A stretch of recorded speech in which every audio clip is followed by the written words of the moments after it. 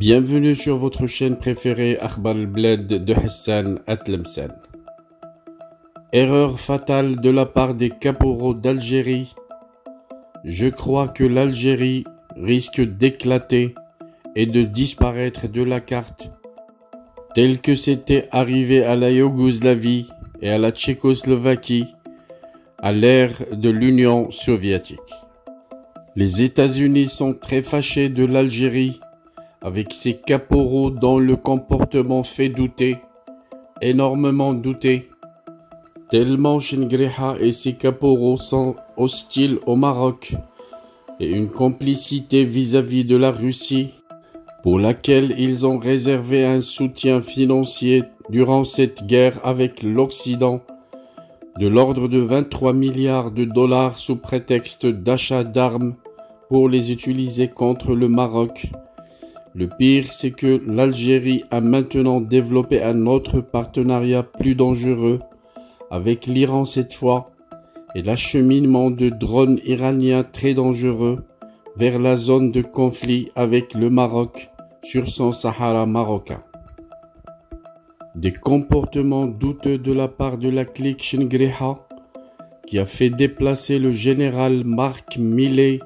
le grand chef d'état-major de toutes les armées américaines. Mark Milley qui était venu en personne à Rabat cette semaine, une première historique dans la région, car jamais auparavant le chef des états-majors des armées des États-Unis n'a effectué une visite de travail dans la région à la tête d'une si importante délégation. Jamais le chef d'état-major américain ne s'était déplacé au Maroc ou dans la zone. D'habitude, le Maroc recevait des chefs d'état-major de l'armée, soit de la terre, soit de l'armée de l'air. Mais cette fois, c'est le grand chef des chefs d'armée qui vient en personne à Rabat. Et le timing de la visite est très important et porteur de beaucoup de signaux, car elle vient quelques jours après celle de Nikolai Patrotchev, le grand secrétaire du Conseil de sécurité de la Fédération de Russie, qui avait effectué une visite en Algérie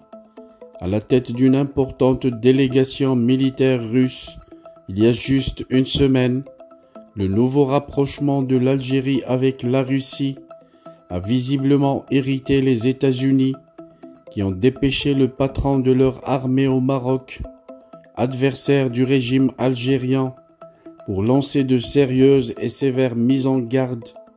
L'Algérie et le Maroc sont devenus ainsi le nouveau champ de bataille de la guerre féroce qui oppose la Russie aux États-Unis et ses alliés de l'Occident et de l'OTAN. Avec toutes ces maladresses de Chengreha et de ses caporaux,